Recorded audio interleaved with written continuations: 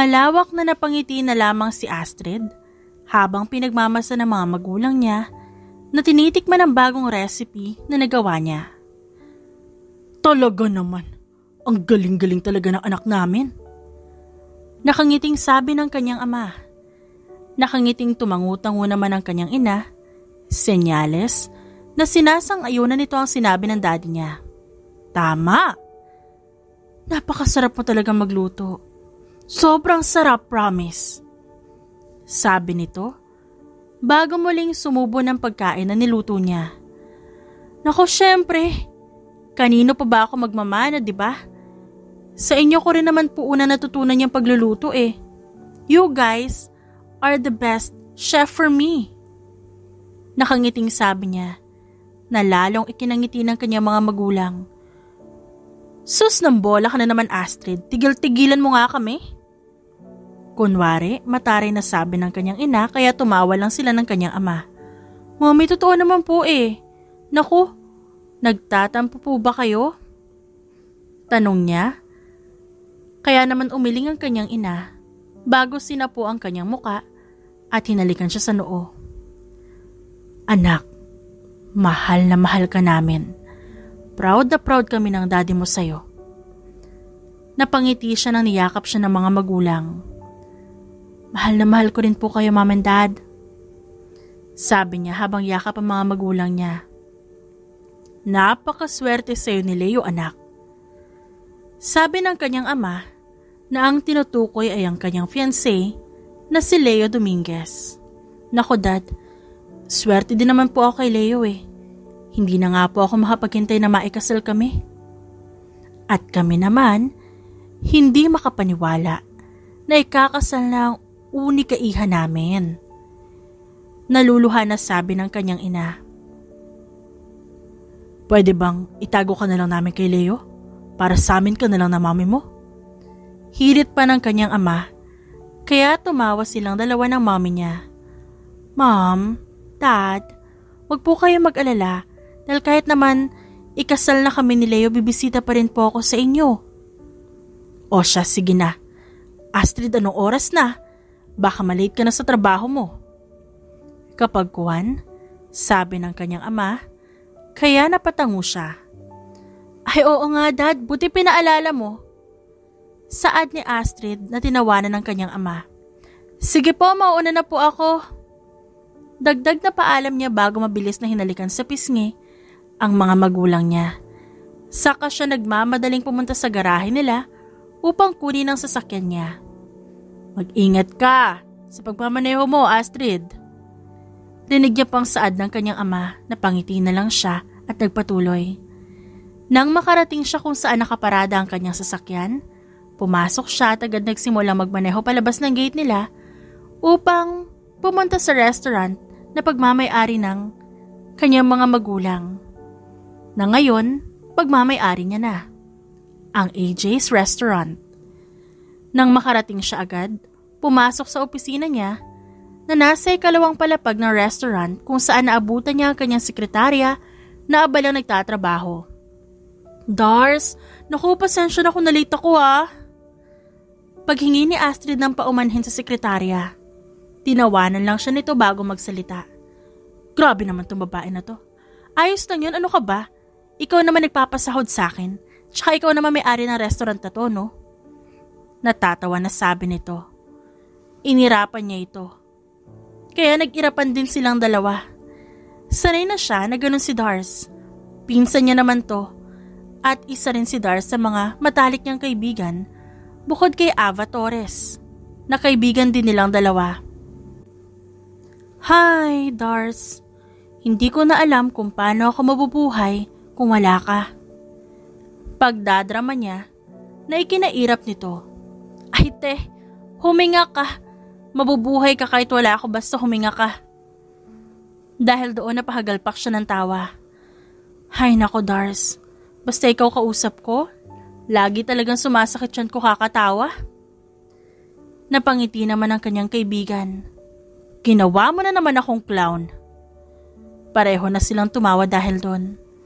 Tumagal pa ng ilang minuto ang pag-uusap nila bago siya nagpasyang magtungo sa kusina ng restaurant upang magluto.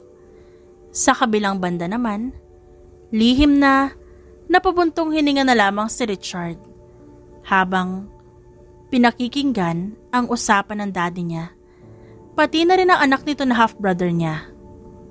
Pinag-uusapan ng mga ito ang nalalapit na kasal ni Leo, pati ng fiancé nito na si Astrid Jimenez. Kilala niya ang babae dahil sikat na chef ito sa buong Pilipinas. Bukod doon, ang totoo matagal na siyang may gusto kay Astrid dahil sa kahusayan nito. Matagal niya na ring binabalak na gumawa ng paraan upang mapalapit dito. Ngunit, naudlot lahat ng yon nang malaman niya na ikakasal na ito sa kapatid niya. Well, Leo, gusto ko si Astrid para sa'yo. Mabait ang batang yon. Kaya umayos-ayos ka. Dahil kahit anak pa kita, malilintik ang kasakan sa oras na malaman kung sinaktan mo siya. Rinig niyang sabi ng daddy niya kay Leo na half-brother niya. Oo, half-brother. Dahil magkaiba ang nanay nila. Kapatid niya lang si Leo sa ama. Dahil anak ito ng daddy niya sa pangalawa nitong asawa. Mas bata rin ito ng 2 taon sa kanya. Maayos naman ang relasyon nila na half-brother niya. Pero nagbago nang mahuli niya itong ilang beses nang may kasama. At kung minsan, may kahalikan pang ibang babae. Kahit may karelasyon na ito. Dad, hindi ako gagawa ng bagay na dahilan para masaktan si Astrid. Rinig niyang sabi ni Leo kaya napangisi siya. At bago niya pa napigilan ng sarili, nakapagsalita na siya. Really? Totoo ba yan? Nakangisi at hindi napigilang tanong niya kay Leo kaya napatigil ito pati na rin ang ama nila. Richard, anak, ano ba ibig mo sabihin? Ba't ganyan ang tanong mo sa kapatid mo? Dad, ba't di mo tanongin si Leo? Sigurado naman akong alam na alam niya kung anong ibig kong sabihin. Sa halip ay sagot niya sa ama na kumunot ang noo habang nagtatakang ibinaling ang tingin sa half-brother niya. Leo, ano ibig sabihin ng kuya mo? Dad, wala yun. Lasing lang ako na mangyari yun.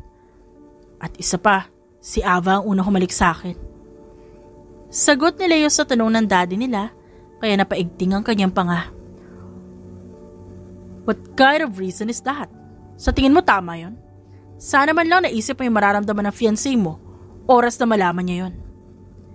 Inis na sabi niya. Mukhang nainis din si Leo sa sinabi niya dahil bigla na lang siya nitong kinwelyuhan. Bakit ba? Alalang-alala ka kay Astrid. Bakit? Gusto mo ba ang fiancé ko? Gigil na tanong nito na sandaling ikinatigil pero kapag kuwan, napangisi siya bago niya mariing hawakan ang kamay nito na nakahawak sa kwelyo niya. Hindi usapan dito kung may gusto ako o wala sa fiancé mo. Isa pa, gusto ko lang malaman mo na hindi tama makapaghalikan ka sa ibang babae kung may karelasyon ka na. Makontento ka sa isa. Huwag mong gawing rason ang kalasingan para gumawa ng katanghan. Mariing sabi niya sa kapatid na akmang susuntukin na siya na magsalita ang kanilang ama. Leo, Richard, magsitigil kayong dalawa. Wala na ba kayong respeto at sa harapan ko pa kayo nagbabatuhan ng ganyang salita? Malamig ang boses ng ama ngunit madiin. Pareho silang napabuntong hininga. Sorry, Dad. Leo, hindi tama yung ginawa mo. Tama ang kuya mo. Masasaktan si Astrid sa oras na malaman niya ang ginawa mo. At teka nga, sinabi mo na Ava ang pangalan ng babaeng nakahalikan mo. Kung tama ang pagkakatanda ko, may best friend si Astrid na Ava ang pangalan. Yun ba ang kahalikan mo? Seryosong tanong ng ama nila. Si Leo naman umiwas ng tingin bago tumango. What the hell? Saad niya. Leo, I'm so disappointed. Hindi deserve ni Astrid ang ganun. Ayusin mo to. Saad ng kanilang ama. Siya naman napailing-iling bago umalis sa harapan ng mga ito. Kasalanan mo to, kuya. Hindi sana malalaman ni Dad ang nangyari kung di mo sinabi. Sisi sa kanya ni Leo na makaalis sa harapan nila ang kanilang ama. Napangisi naman siya bago nagsalita. Kasalanan ko, Leo? Ikaw ang naglaglag sa sarili mo. Kaya wala kang dapat sisihin kundi ang sarili mo lang din. Payong kapatid, tigilan mo yung panlulokong ginagawa mo sa fiancé mo. Hindi ko lang kayo isang beses nakita ng kabit mo. Halatang nagulat naman si Leo sa sinabi niya. Samantala, 3 linggo bago ang nalalapit na kasal, abala si Astrid sa pagluluto nang kausapin siya ng empleyado niya sa kusina. Chef Astrid, congrats po ulit sa inyo ni Sir Leo ah. Nakangiting sabi nito kaya napangiti din siya. Naku, salamat ha. Basta imbitado kayo.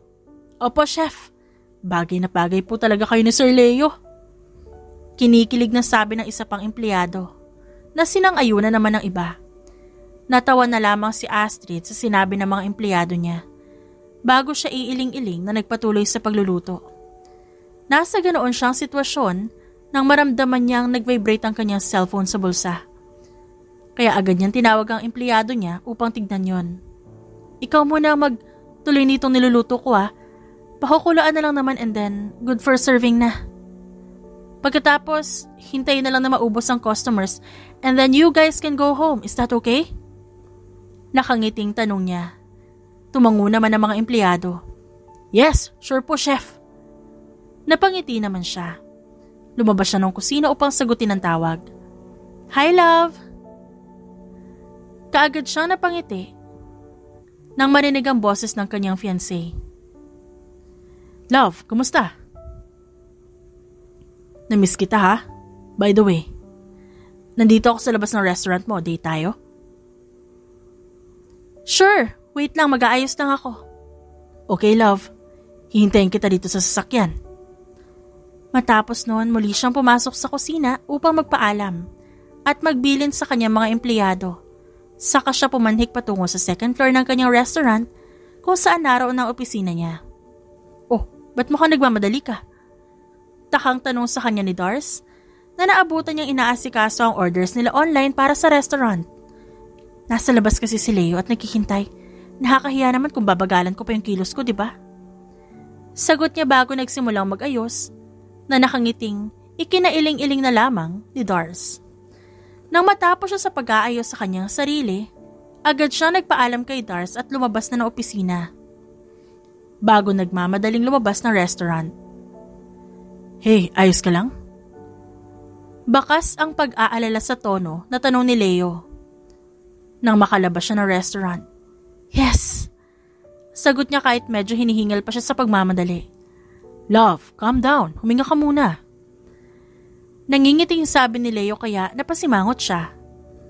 Leo, natatawa ka. Mas lalong napangiti si Leo sa sinabi niya. I'm sorry, ang cute mo lang kasi. Talagang excited ka na makita ako? Pilyo ang tanong nito kaya napairap siya. Ang feeling? Nahihiya lang ako dahil ayokong paghintayin ka na matagal.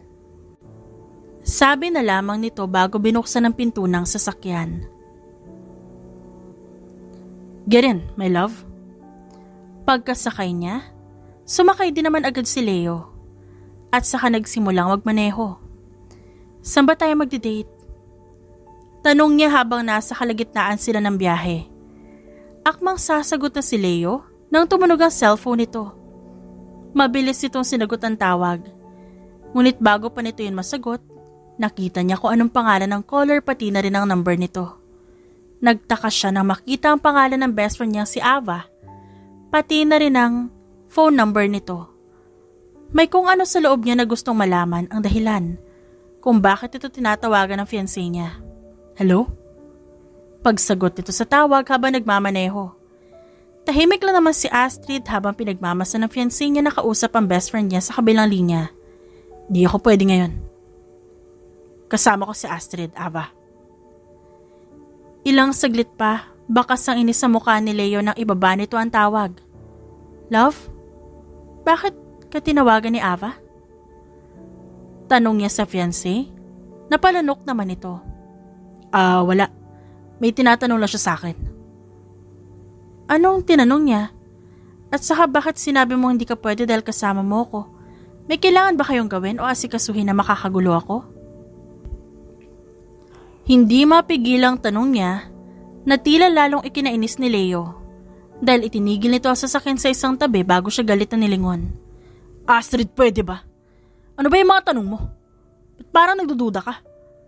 Sa tingin mo ba nabababae ako? Galit at sunod-sunod na tanong nito sa kanya na ikinagulat niya. Leo, huminahon ka. Hindi ganun ang iniisip ko. Nagtataka lang ako kung ba't ganun ang sinagot mo kay Ava. Nagtataka lang din ako dahil hindi ko alam na close na pala kayo ngayon. Medyo mahinahon niyang sagot. Pagak namang tumawa ang lalaki bago muling nagsalita.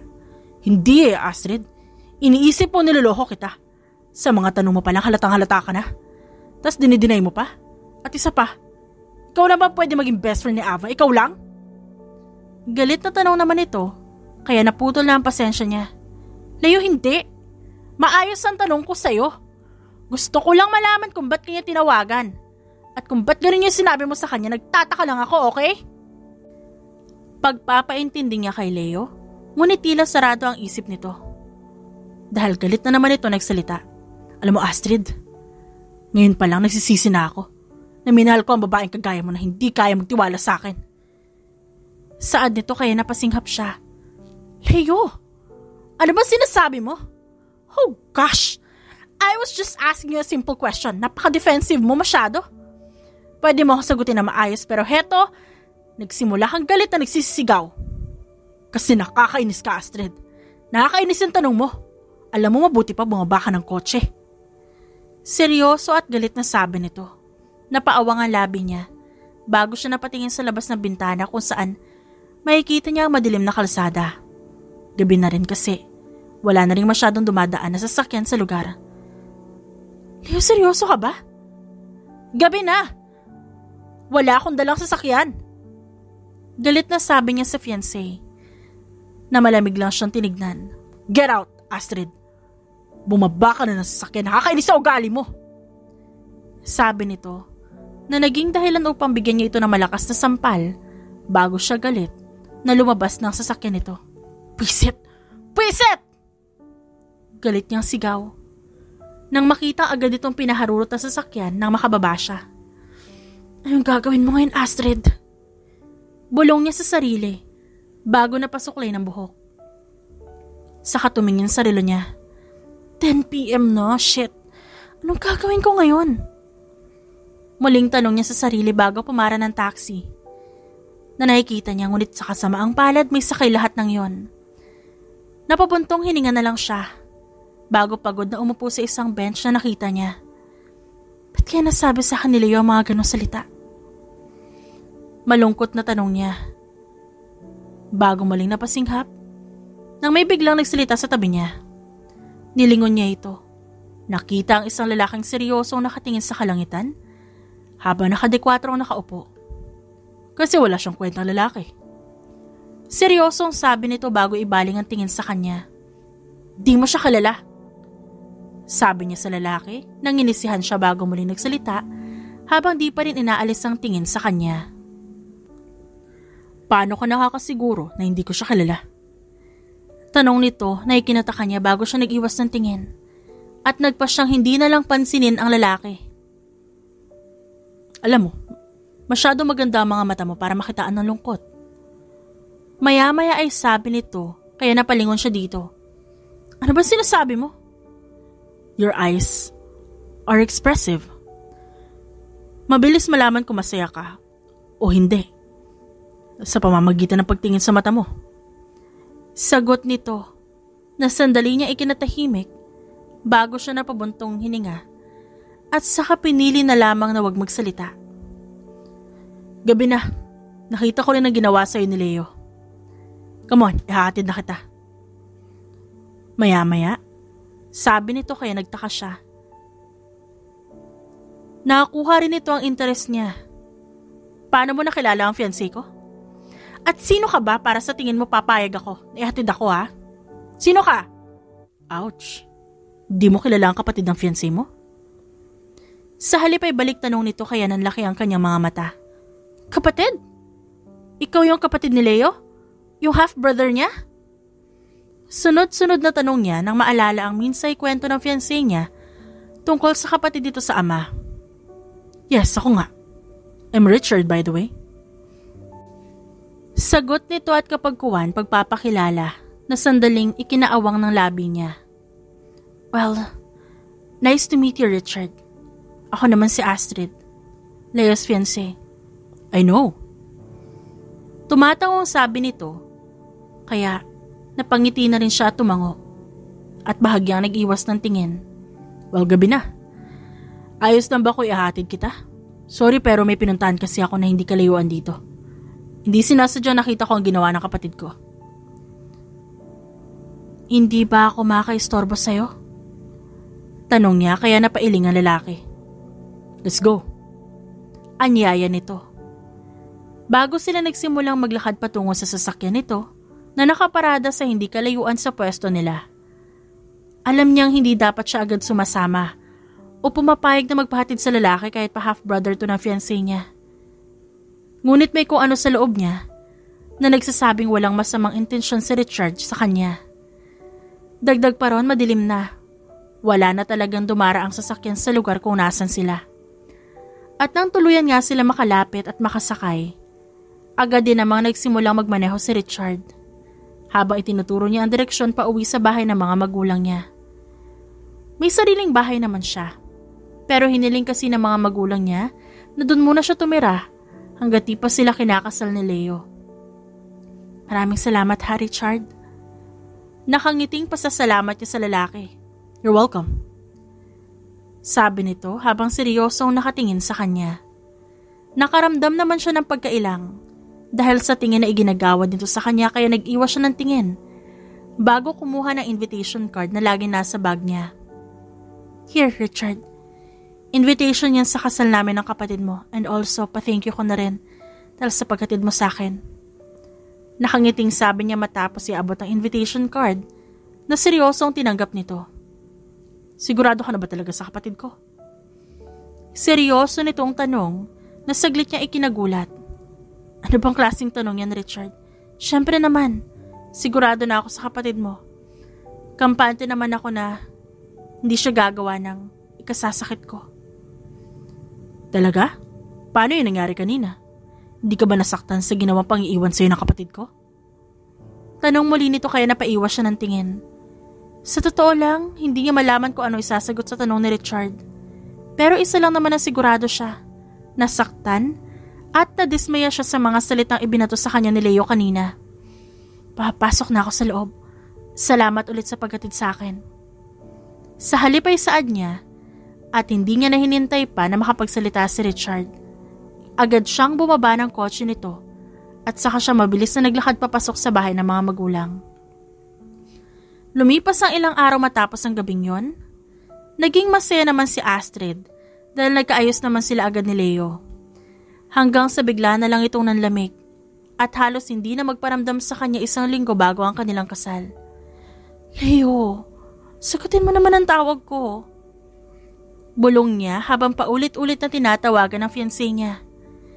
Hindi kasi nito sinasagot ang tawag at kung sasagot man ito sa text, napakalamig ng reply nito. Ano sis, sumagot na ba yung fiancé mo? Tanong sa kanya ng pinsan at best friend niya na si Dars. Ngunit umiling siya. Hindi pa, Dars. Nag-aalala na ako kay Leo eh. Hay nako, pareho sila ni Ava. Hindi rin sinasagot ng babaita ang tawag ko. May kung anong hinuha ang pumasok sa isip niya.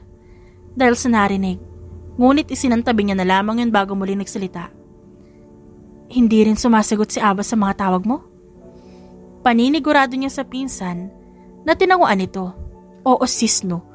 May kailangan kaming pag-usapan tungkol sa ihahanda sana naming party bago ang kasal mo kaso hindi siya makontak. Ewan ko ba? Sagot nito. Napatango siya bago niya ulit sinubukang tawagan ang fiancé niya. Nagpatuloy ang ganoong pangyayari hanggang sa naisip niyang pumunta sa rest house ni Leo 2 araw bago ang kasal. Nagbabaka sakali kasi siya nandoon ng lalaki. Why do I feel so nervous all of the sudden? Tanong niya sa sarili habang nagmamaneho patungo sa rest house ni Leo. Hindi niya alam kung bakit kabadong-kabado siya. Ganon ang naramdaman niya hanggang sa tuluyan siya makarating sa rest house ni Leo kung saan nakita niya nakaparada ang sasakyan nito. Sinyales na naroon nga ito. Agad niya ipinarada ang sasakyan at saka siya mabilis na pumasok sa loob. Leo? Tawag niya sa pangalan ng fiancé ngunit hindi ito sumasagot. Tinawag niya muli ang pangalan nito pero hindi pa rin ito sumasagot. Ngunit nakarinig siya ng kalabog na nagmumula sa ikalawang palapag ng rest house. Leo, ano nangyari? Nag-aalalang tanong niya habang nagmamadaling umaakyat papunta sa ikalawang palapag ng rest house. Hanggang sa tuluyan siyang mapatapat sa kwarto ni Leo. Hindi niya maintindihan ang sarili. Kabadong-kabado siya at natatakot sa posibleng makita. Ngunit sa huli mas pinili niyang labanan ng takot at saka dahan-dahan binuksan ng pinto kung saan tumambad sa kanya ang isang senaryo na ni sa panaginip hindi niya inaasahang makikita. Nakikipagtalik ang fiancé niya sa matalik niyang kaibigan na si Ava. Leo? Ava? Nauutal na pagkuha niya sa atensyon ng dalawa. Naabala sa pagtatalik. Nagtagumpay naman siya agad at gulat siyang nilingon ng mga ito. Astrid? Tila natatarantang sabi ni Ava sa pangalan niya. Bago nito tinulak ang fiancé niya, saka ito nagmamadaling magtapis ng kumot. Ava, traitor ka? Traitor? Malamig at seryoso ang boses na sabi ng babae na ikinaluhan nito. Bago ito bumaba ng kama at saka siya nilapitan. Astrid, magpapaliwanag ako. Saad nito bago akmang hahawakan ang kamay niya. Ngunit bago pa man yun mangyari, sinampal niya na ito. I trusted you, Ava. Walang iya ka, traitor. Galit na sigaw niya. Bago muli sanang sasampalin ng babae na may humawak na mariin sa braso niya. Stop it, Astrid. Galit na saway sa kanya ni Leo ngunit hindi niya ito pinansin. Sa halip inipo niya ang lakas upang tadyakan ng pagkalalaki nito kaya napahiyaw ito sa sakit. Walang iya ka, babae ka! Galit na sabi ni Leo sa kanya habang namimilipit sa sakit. Astrid! Ba't mo ginawa yun? Rinig niyang gulat na tanong sa kanya ni Ava na muli niya ikinalingon dito. Bakit? Gusto mo ikaw din? Ikaw, pinagkatiwalaan kita. Itinuring kitang kapatid ko pagkatapos. Tatraidorin mo lang akong ahas ka? Ha? Galit na saan niya. Bago muling binigyan ng malakas at sunod-sunod na sampal ang babae na napahagulhol na lamang. Mahal ko si Leo, Astrid. Isa pa kasalanan ko bang kaya kong ibigay ang bagay na hindi mo kaya ibigay sa kanya, ha? Sabi nito, na lalo niya ikinagalit bago balingan ng fiancé na hanggang ngayon namimilipit pa rin sa sakit. Yun ba ang rason, Leo? Ha? Ano hindi ko kaya ibigay, ha? Ano? Tanong niya rito. Napangisi pa rin to. Astrid, lalaki ako. May pangangailangan ako na hindi mo kaya ibigay. Astrid, you're such a boring person. Minahal naman talaga kita pero as time goes by, na-realize ko na hindi pala dapat muna ako nag-propose sa'yo. Na-realize ko na hindi pala talaga kagaya mo ang gusto ko. Puro ka na lang restaurant. At sa 2 taong relasyon natin, minsan wala nangyari sa atin. Sagot nito. Napaawang ang labi niya sa sakit. Gulat at galit. Alam mo, Leo, mahal na mahal kita. Pero hindi sapat na rason ang pagmamahal ko sa'yo para sirain at pabayaan ko ang sarili ko. Malamig ang boses na sabi niya. Bago hinubad ang engagement ring, tinapon kung saan. The wedding is off, Leo. Goodbye. Dagdag na sabi niya bago nagmamarch ang umalis ng rest house. Matapos nun, nagpasya siyang pumunta sa isang bar upang iinom ang lahat ng sakit at galit na nararamdaman niya. Puisit! Bulong niya sa sarili habang patuloy sa pag-inom ng alak. Ganon na lang ang ginawa niya hanggang sa naisipan niya na umuwi dahil umiikot na ang paningin niya sa sobrang kalasingan. Sa kabilang banda, kapapasok lamang ni Richard sa bar na pagmamay-ari niya nang merong bumangga sa kanyang isang babae.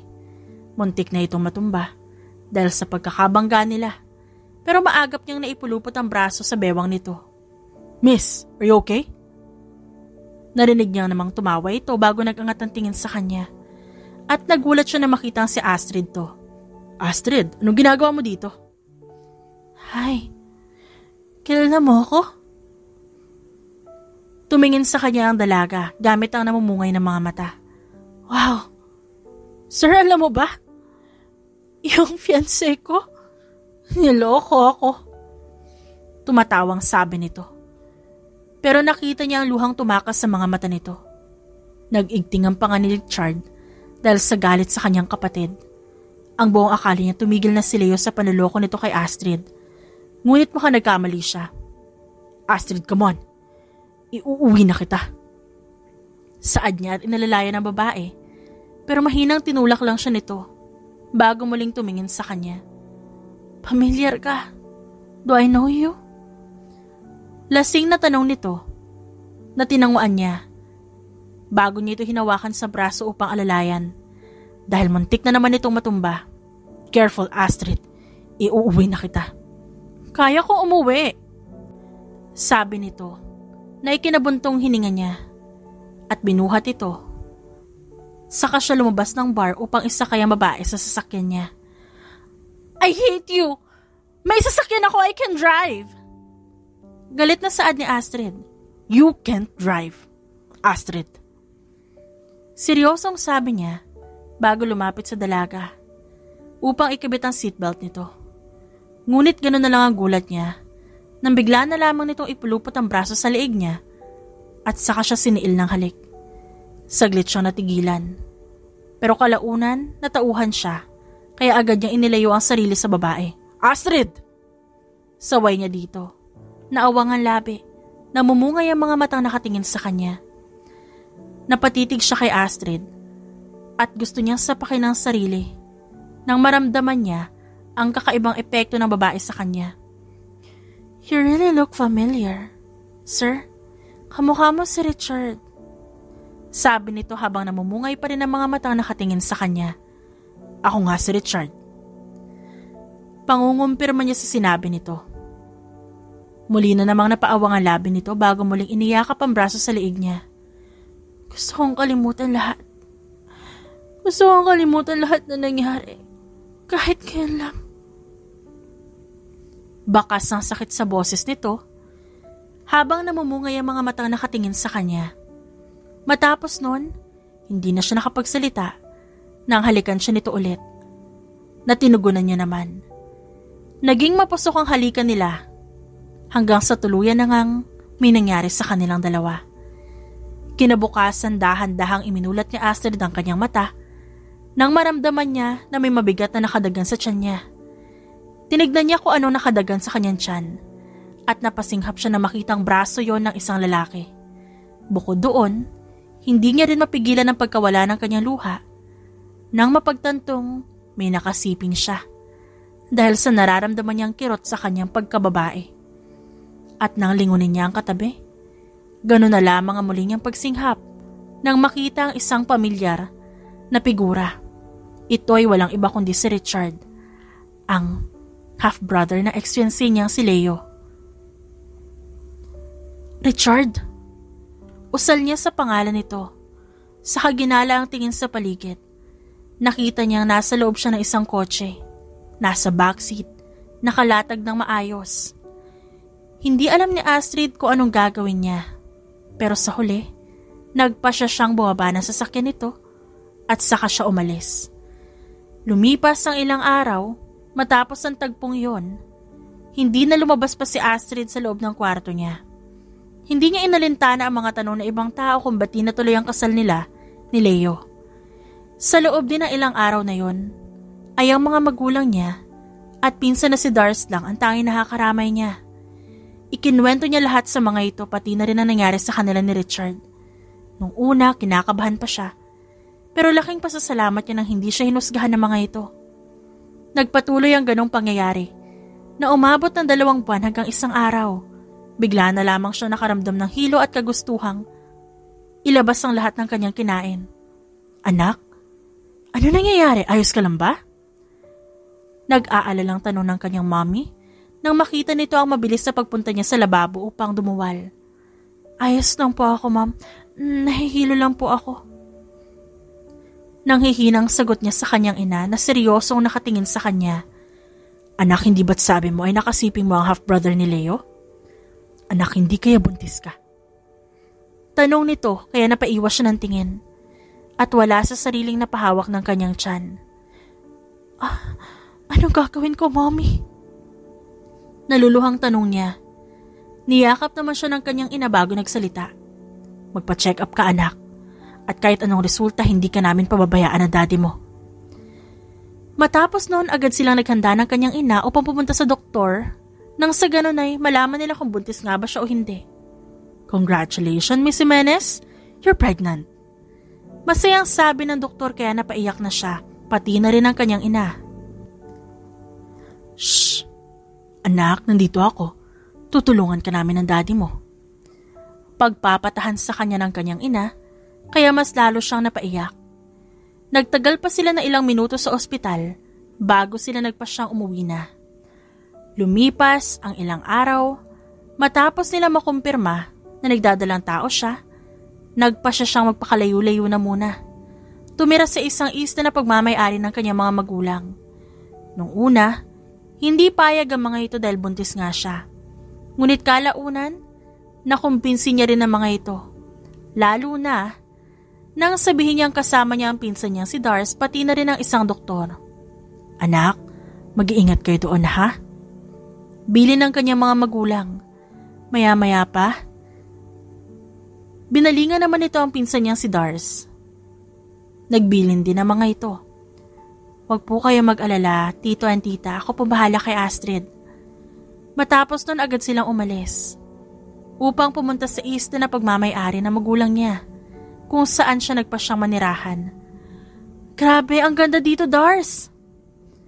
Nakangiting sabi ni Astrid sa pinsan niya na makarating sila sa isla. True ka dyan, sis. Sang-ayon nito sa kanya na lalong ikinalawak ng kanyang ngiti bago siya marahang humawak sa tiyan niya.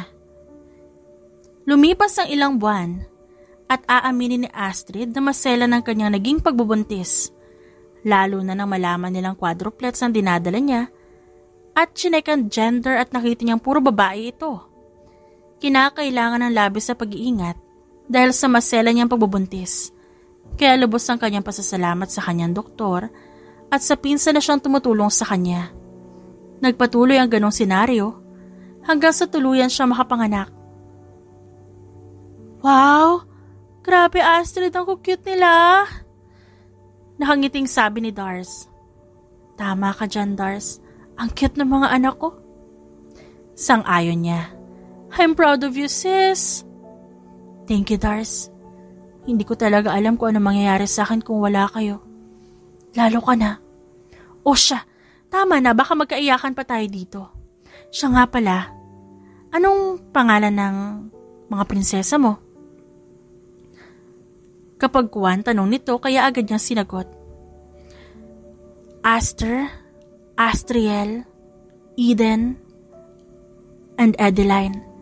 Yun ang pangalan nila. Welcome to the world, babies! Sagot naman ni Dars. Lumipas ang ilang buwan matapos niyang manganak. Hindi madali ang maging isang ina para kay Astrid. May mga pagkakataong naiiyak na lamang siya at kung minsan naiisipan niyang sumuko na lang. Ngunit sa tuwing naiisip at nakikita niya ang kanyang mga anak, bumabalik ang kanyang pag-asa. Mahirap ang pag-aalaga, ngunit masasabi niyang worth it ito. Worth it ang hirap at sakripisyo sa tuwing nakikita niyang masaya ang mga bata. Patuloy ang ganong pangyayari sa buhay niya hanggang sa tumuntong ang mga bata sa 5 taon. Mom, swimming po kami, okay lang? Paglalambing sa kanya ng anak, habang abala siya sa pagluluto ng tanghalian.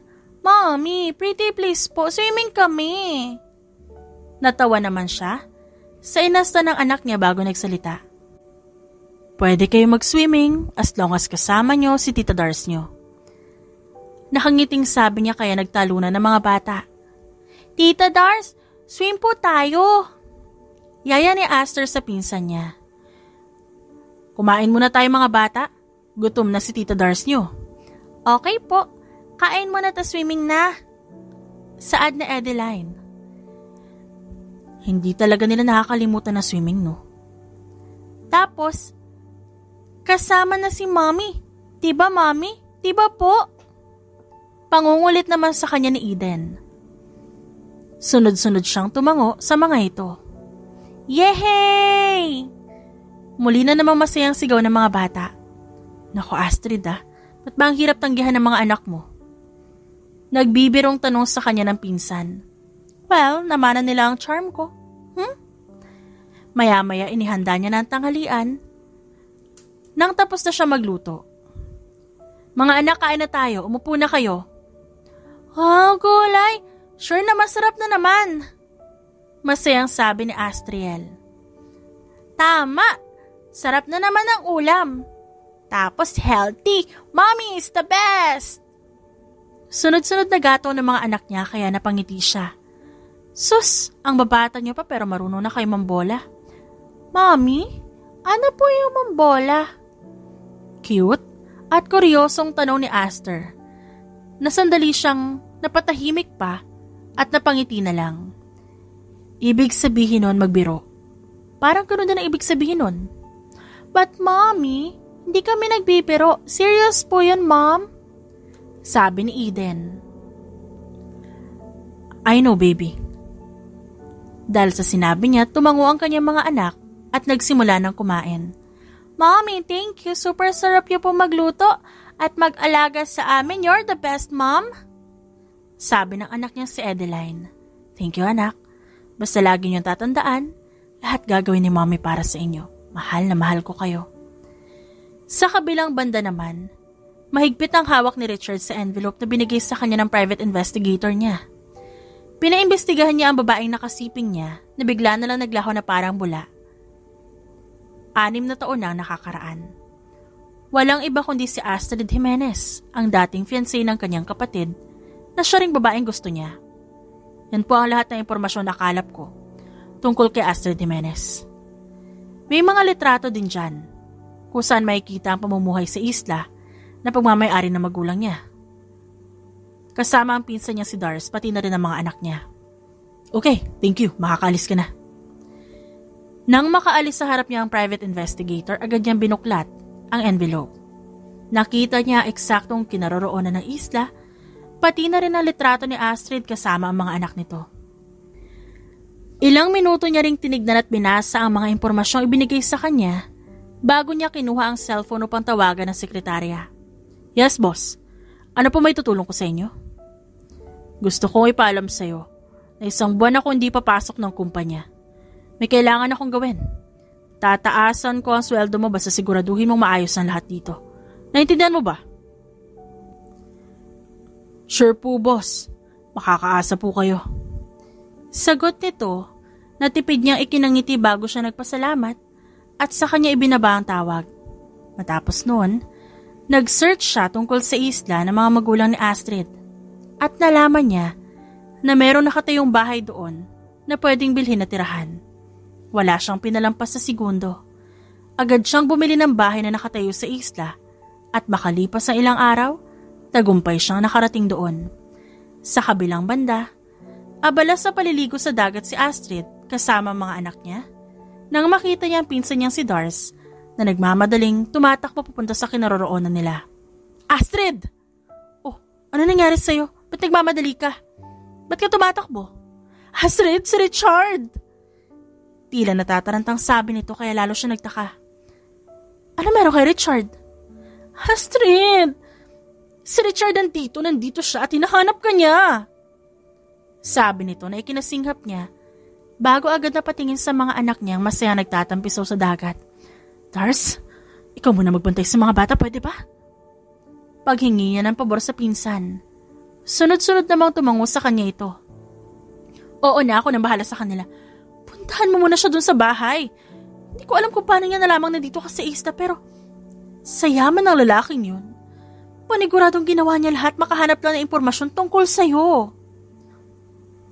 Seryosong sabi ng pinsan niya. Saglit siyang natahimik bago nagpaalam dito.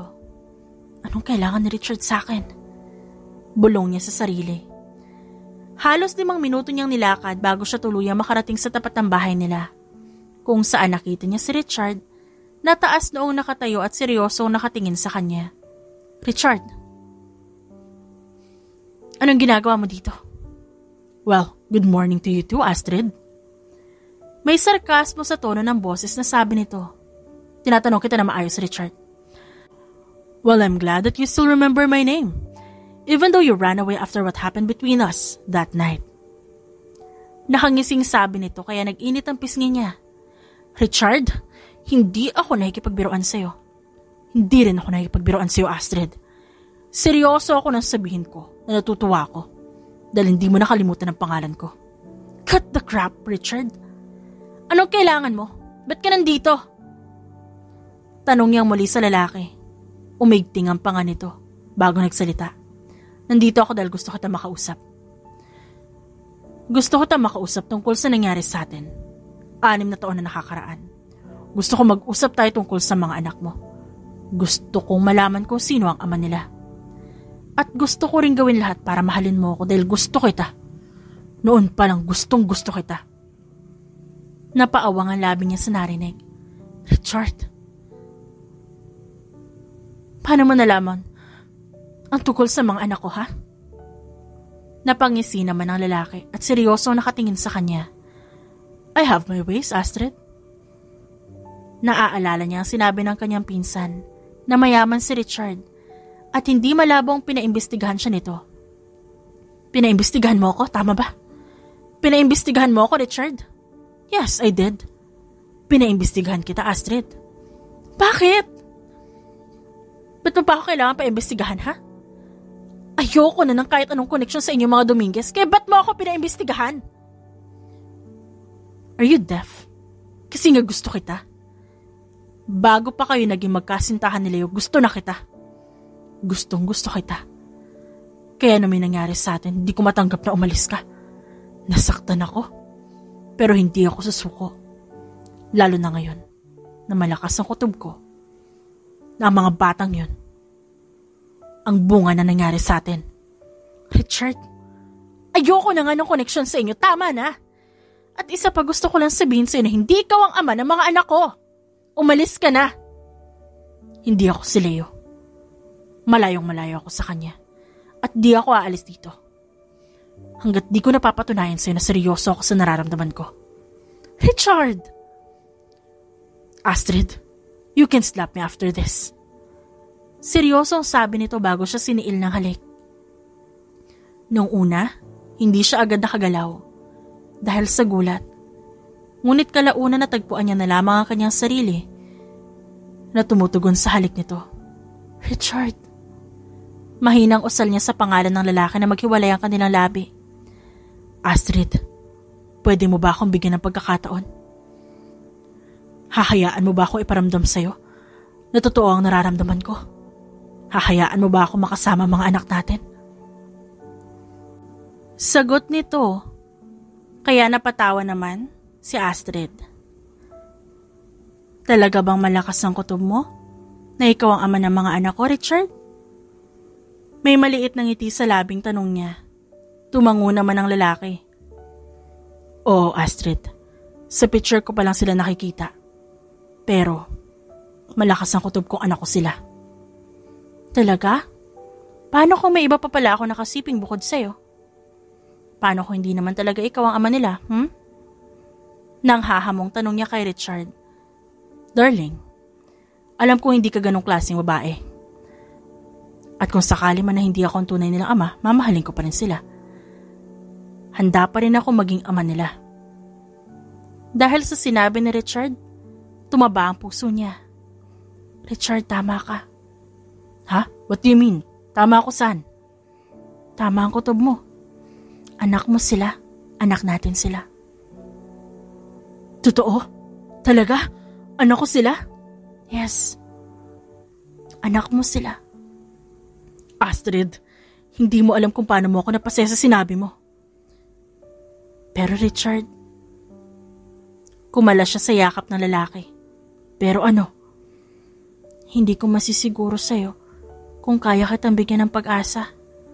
Ayokong paasahin ka. Ayokong pumasok na naman sa isang relasyon lalo na kung walang kasiguraduhan. Sabi niya, kaya napaiwas siya ng tingin. Pero kahit nag-iwas siya ng tingin, nakita niya pa rin ang sakit na lumatay sa mga mata nito. It's fine. Hindi mo kailangan madaliin ang sarili mo. Handa ako maghintay hanggang sa maging handa ka na ulit. At sa mga oras na handa ka na ulit, sisiguraduhin kong kailanman hindi ako gagawa ng bagay na makakasakit sa'yo. Astrid, it's okay. No rush, darling. Unti-unti naman siyang yumakap sa lalaki. At saka bumulong dito. Gusto mo pa makita yung mga anak natin? Yes, if that's okay with you. Of course, pwede mo sila makita. Nagsimula siyang maglakad pabalik sa kung saan niya iniwan ng mga bata, kasama ang pinsan niya. Agad namang sumunod si Richard sa kanya. Kasama nila ang pinsan ko si Dars. Naliligo sila sa dagat. They can swim already? Tila namamanghang tanong nito. Yes. 5 years old pa lang sila pero magagaling na sila lumangoy. Pero syempre kailangan ko pa rin maging maingat. Kaya lagi sila may bantay tuwing naliligo sa dagat. Maya-maya, nakarating na sila sa kinaroroonan ng mga bata. Kung saan naabutan nila ang mga ito na masaya nakikipaglaro sa pinsan niyang si Dars. Oh, nariyan na pala ang mami niyo. Mami! Hello mga baby ko. Mami, ligo na po tayo. Yaya ng anak niya si Eden. Sure anak, maliligo tayo. Pero bago yon, may gusto sana ko ipakilala sa inyo. Ayos lang ba? Opo, Mami, okay lang po. Sagot ni Aster na ikinangiti niya. Mga anak, di ba may mga pagkakataon na tinatanong niyo ako tungkol sa daddy niyo? Opo. Mga anak, nandito ang daddy niyo ngayon. Tanong niya sa mga anak na nagkatinginan muna, saka muling tumingin sa kanya. At gano'n na lang ang pagsikip ng dibdib niya nang makita ang nangingilid na luha sa mga mata ng mga bata. Kasama mo po ang daddy namin? Naluluhang tanong ni Astriel. Yes anak, kasama ko ang daddy niyo. Sagot niya bago siya lumingon sa likuran kung saan naroroon nakatayo si Richard. Lumapit si Richard sa kanilang mag-ina. Lumuhod din ito upang magkapantay sila ng mga bata. Babies, siya ang daddy niyo. Pigil na iyak na sabi ni Astrid. Mga anak, rinig niyang usal ni Richard. Daddy! Sabay-sabay na sigaw ng mga bata at umiiyak na yumakap sa lalaki. Siya naman ay tumayo mula sa pagkakaluhod upang bigyan ng oras sa mga ito. Mga anak ko. Paulit-ulit namang tumatawag ng daddy ang mga bata at umiiyak habang nakayakap kay Richard. Daddy, you're here? Daddy, I love you. Daddy, huwag ka na pong umalis. Daddy, love kita. Yun ang salitang sinabi ng kanilang mga anak. Daddy's here mga anak. Hindi ko kayo iiwan. Mahal na mahal ko kayo. Isa-isang hinalikan ni Richard ang noon ng mga ito. Umiiyak sila. Pero siguradong masaya na sila kasama ang daddy nila. Saad naman ni Dars na narinig ni Astrid. Tama ka, Dars. Kahit pa umiiyak sila, ramdam ko masaya sila. Sa wakas, nakita at makakasama na nila ang tatay nila. Basta Astrid gusto ko malaman mo na handa akong suportahan ka sa mga desisyon mo na makakabuti sa inyo ng mga bata. Nakangiting sabi ni Dars bago siya niyakap. Salamat, Dars. Salamat sa lahat ng tulong mo. Wala yun. Di ka na iba sa akin. Ikaw kaya ang best friend ko na pinsan ko pa. O siya, sige na. May iwan ko na kayo dito Mag-family bonding kayo. Nang makaalis si Dars, muling nabaling ang tingin niya kay Richard at sa mga bata na pare-pareho na pala nakatingin sa kanya. Mommy! Mommy, thank you po. Kasi hinayaan niyo kami makita si Daddy. We love you. Sabi ni Adeline. We love you, Mommy. Sabay-sabay na saad ng mga ito at yumakap sa kanya. I love you too, mga anak.